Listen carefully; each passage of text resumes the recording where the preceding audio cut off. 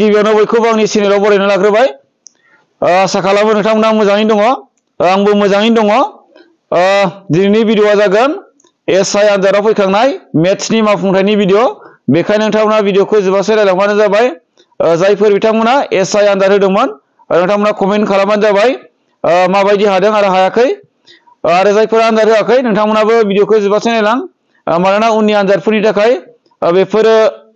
कुइसनफोरा important जानो हागौ बेखायनो नायनानै बुजिनो लाबानो जाबाय मेथ्सनि कुइसना माबायदि फैयामोन आरो बेखौ माबोरै मावफुंनानै जों एन्सारखौ दिहुननो हायो बेखायनो नोंथांमोना भिडिअखौ जोबजासे नायलांलाय जायफोर नोंथांमोना चेनेलाव गोदानबा चेनेलखौ साबस्क्राइब खालामलायबानो जाबाय दा कुइसन नाम्बार 1 आव दङ बाहाय दिनै गंसे सि फानग्रा गलायाव गोजा एबा निला गाबनि गासै गां 150 फ्रक आरो शार्ट दं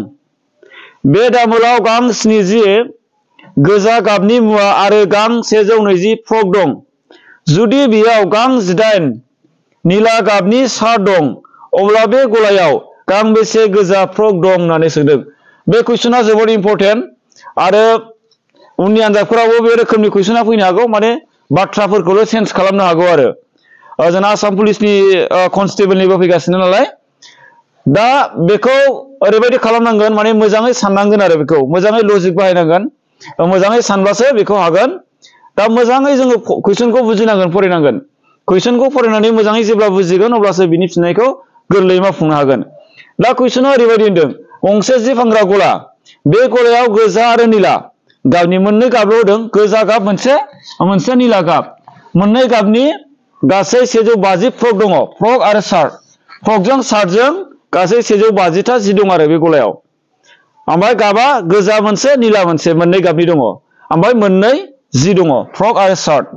बे दामोलाव गां 70 आ गोजा गाबनि मुवाया गासै 70 ता दं गोजाया 70 ता दं गां 120 फ्रक दङ ओमफ्राय गासै 120 फ्रक दङ जुदि बेयाव गां 18 आ मा होनदों निला गाबनि 18 आ निला गाबनि अब्ला बे गलायाव गांबेसे गोजा फ्रक दं होननानै सोंदों होमबा ओरैबायदि गासै फ्रक टटेल जिया बेसेबां दंनो टटेल गासै 150 ता जि दङ बाहाय बे दखानाव दा बिनि गेजेरावनो नैबे होनदों गां 120 फ्रक दङ फ्रकआ 120 दङ होमबा गां 120 आ जुदि फ्रक जायोब्ला 120 आ जुदि फ्रक जायोब्ला अब्ला गांबेसेया शार्ट जागोन दाना गांबेसेया शार्ट जागोन माने बे गलायाव मोननैल' जि दंखायो फ्रक मोनसे ओमफ्राय मोनसेया शार्ट मोनसे 120 आ फ्रक जाबाय होमबा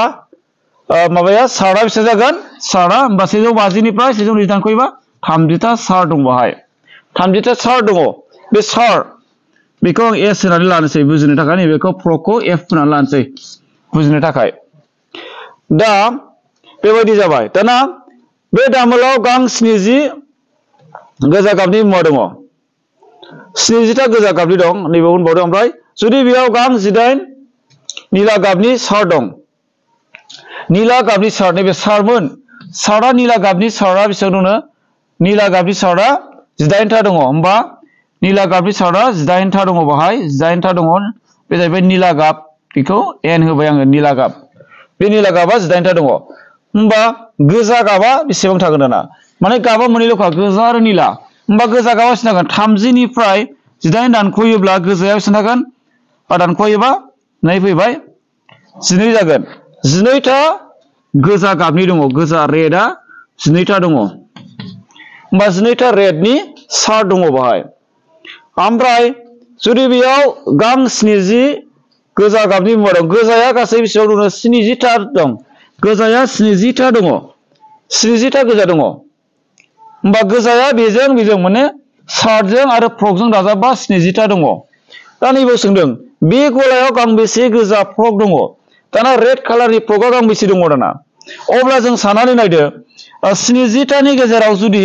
12 ताया शार्टनि गोजा जाबायब्ला होमबा 12 ताखौ जुदि दानख'योबा बेसे जागोन 8 फैगोन बे 6 निफ्राय जुदि से थांबा बेसे जागोन 58 ता मा थागोन बे माने 12 ता शार्टआ गोजा जाबायब्ला गासै गोजाया 70 दंमोनबा 70निफ्राय 12 सार्ट जाबायबा बै बाखिखिनि जा दङना बे आग्लायनाया मा जागोन फ्रग जागोन फ्रगनि गोजा कालारनि जागोन अब्ला 58टा फ्रगा मानो रेड कालारनि अब्ला कुइसना सोंदों गांबेसे गोजा फ्रग दङ होननानै सोंदों होमबा गांबेसे दङ दा दिहुननो मोनबाय 58टा फ्रगा गोजा रेड कालारनि मा बिनि फिननाया मा जागोन अपशनफोरनि गेजेराव अपशन सी आ जागोन थार फिननाय नोंथांमोना बुजिबाय जानो हागौ मोजाङै सानबानो जाबाय नोंथांमोनाबो बेखौ नोट्स खालामबानो जाबाय जायफोरा एग्जाम होआखैमोन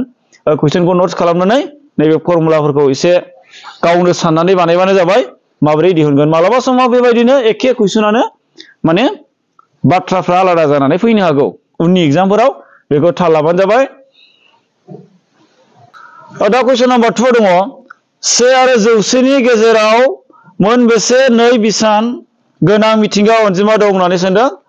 बे कुइसना जोबोर गोरलै बे कुइसननि एन्सारखौ बयबो हादों जानो हागौ जोबोर गोरलै कुइसन बियो 1 आरो 100 नि गेजेराव थानाय नै बिसाननि मिथिंगा अनजिमाखौ दिहुननांगौ 1 निफ्राय लानानै 100 सिमनि गेजेराव बेसेबां मिथिंगा अनजिमा दं होननानै सोंदों दा बेखौथ' क्लास 5 आव फरायनाय फरायसाफोराबो हागोन दा नोंथांमोनाबो हाखागोन अब्लाबो आङो खोन्थानोसै दा ओरैबायदि जागोन 1 निफ्राय जोंना 9 सिमा मा थाबाय बियो 1 बिसानि जाहैबाय बेयो 1 बिसानि जाहैबाय ओमफ्राय 100आ लास्टनि 100आ 3 बिसानि जाहैबाय बियो 3 बिसानि होमबा दाना बेयाव 9 था दङ बेसेजों 10 थाया नै बिसानि नङा आरो नै बिसानि नङा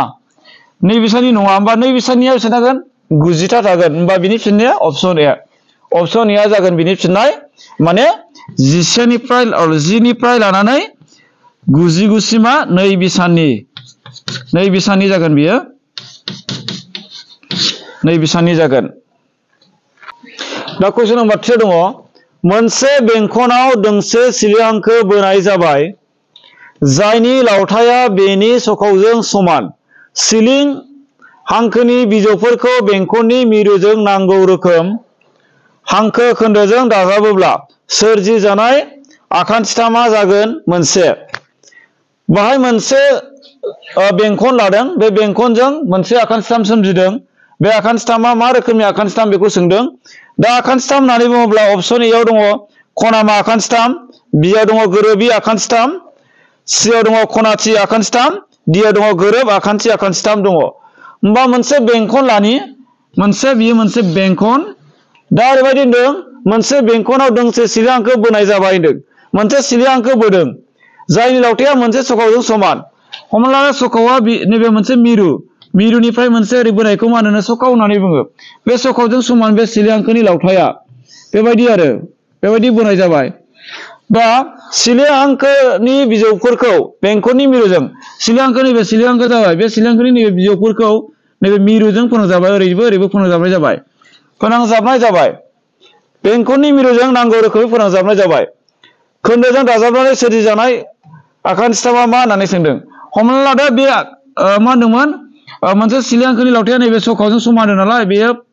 5 सेन्टिमिटार जायोब्ला नैबेबो 5 सेन्टिमिटार जागोन बे सखाव जाहैबाय होमबा नैबेबो 5 सेन्टिमिटार हमनानै लानांगोन मानोना होनखादों नालाय नैबे सिलि हांखोनि लावथाया नैबे सखावजों समान होननानै बुंखादों मोनसे बेंखननि सखावजों होमबा बे आखान्थिथामा मा रोखोमनि आखान्थिथाम बेखौ सोंदों दा जोङो नायोबा बेबो 5 सेन्टिमिटार बेबो 5 सेन्टिमिटार बेबो 5 सेन्टिमिटार होमबा मा रोखोमनि आखान्थिथाम जागोन बेलाय दा जोङो नायोब्ला नुयो बे मोनसे गोरोब आखान्थिथाम होननानै बुंगोन जायनि आखान्थिथामनि मोनथामबो आखान्थिनि जखाया समान जायोब्ला बे आखान्थिथामखौ मा होनना बुङो गोरोब आखान्थिथाम होननानै बुंनाय जायो होमबा बिनि एन्सारा अपशनफोरनि गेजेराव अपशन डि आ जाहैबाय बिनि थार फिननाय दा कुइसन नाम्बार 4 दङ मोनसे जथुम्मायाव 7 सुबुंफोर ज' जादोंमोन आरो बिसोरनि साफ्रोमबो सासेया गुबुन सासेजों खेबसे हेन्डसेक लादोंमोन जथुम्मायाव लानाय हेन्डसेकनि अनजिमाया होननानै सोंदों माने मोनसे जथुम्मा ज' जादों बाहाय 7 मानसिफोरा ज' जादों बे 7 मानसिफोरनि गेजेराव गावजों गाव माने हेन्डसेक लालायलायदों दा बे हेन्डसेक लालायलायनायनि अनजिमाया बेसेबां होननानै सोंदों खेबबेसे जादों होननानै सोंदों होमबा बेहाय बिनि मोनसे फर्मुला दङ बेबायदि कुइसननि दिहुननायनि मोनसे फर्मुला दङ एन्सार दिहुननायनि दा बे फर्मुलाया जाहैबाय फर्मुलाखौ नोंथांमोना गोसोआव ला उननि आनजादफोरनि थाखाय n(1/2) बे फर्मुलाजोंनो नैबेहाय खेबबेसे हेन्डसेट लानाय जादों साबा मानसिफोरा बेखौ दिहुननो हागोन जोङो दा बाहाय n आ जाहैबाय नाम्बार माने साबेसे सुबुंफोर दङ साबेसे मानसिफोर दङ बेखौ होनदों दा बाहाय नाम्बारा जाहैबाय साबा दङ बेखायनो 5 n नि जायगायाव जोंना 5 फैसिगोन -1/2 बेबायदि जागोन n नि जायगायाव जों मा होगोन 5 होगोन होमबा 5 आ 5 थाबाय सानजाब 5 निफ्राय सोदांख'योबा 4 जाहैबाय गाहायाव 2 थाहैबाय दाना बेखौ 4 खौ 2 जों दानोबा 2 जाहैबाय 5 सानजाब 2 10 जाहैबाय होमबा बाहाय साबै खेबबेसे हेन्डसेट लानाय जादों साबा मानसिफोरा खेबबेसे हेन्डसेट लानाय जादों गावजों गाव हेन्डसेट लालाय लायोबा गासै साबैसे साबा मानसिफोरा होनबा 10 बार माने 10 खेब हेन्डसेट लानाय जादों होनबा बिनि फिननाया जागोन अपसनफोरनि गेजेराव अपसन ए आनो जाहैबाय बिनि थार फिननाय बे फर्मुलाजोंनो जोङो नैबेहाय खेबबेसे हेन्डसेट लादों बेनि अनजिमाखौ दिहुननो हागोन 10 खेब दा कुइसन नाम्बार 5 दङ गाहायनि बबेया आबुं बर्ग अनजिमा नङा होननानै सोंदों माने बेहाय मोनब्रै अपसन दङ अपसन ए बि सि डि दा बेफोर अपसनफोरनि गेजेराव बबेबा मोनसे अनजिमाया आबुं बर्ग नङा आरो बर्ग होननानै बुङोब्ला जों माखौ बुजियो आबुं बर्ग होनना बुङोब्ला जाय अनजिमाफोरखौ माने जाय अनजिमाया मोननै एखे अनजिमाजोंनो सानजाबनानै मोननाय बेखौनो होनो आबुं बर्ग दा बिसोरनि गेजेराव बबेबा मोनसेया बेबायदि सानजाबनानै मोननाय नङा दा बाहाय जों नायोबा नुयो 3721 बेबो मोनसे आबुं बर्ग 1296 बेबो आबुं बर्ग नैबे 1026 बेयो जाहैबाय मोनसे आबुं बर्ग नङा बेनो एन्सार जागोन बा अपसन सि आनो जागोन बेनि थार फिननाय होमबा जोङो आबुं बर्ग नङिखौसो दिहुननांगौ नालाय बेखायनो बेनि फिननाय जागोन दा नैबेबो जाहैबाय मोनसे आबुं बर्ग दिनैनि भिडिअआ बेखिनियानो भिडिअखौ आङो दिनै बेखिनियावनो दोनथ'नाय जाबाय दिनैहाय माखासे कुइसननि एन्सारफोरखौ आङो लाबोनो हानाय जायासै आङो आद्रा थानाय मेथ्स आरो रिजनिंनि सोंनायनि फिननायखौ उननि भिडिअआव मावफुंनो होगोन नोंथांमोना नेनानै थाबानो जाबाय आङो दिनै गोलाव भिडिअ लाबोनो सानदोंमोन नाथाय समा मिलायासै बेखायनो आङो दिनैनि भिडिअखौ बेसिबांल' खालामनानै दोनथ'नाय जाबाय भिडिअखौ जोबजासे नायनायनि थाखाय नोंथांमोननिसिम साबायखर आरो उननि भिडिअआव लोगो मोनलायफिनगोन गोजोनथोंसै थेंक इउ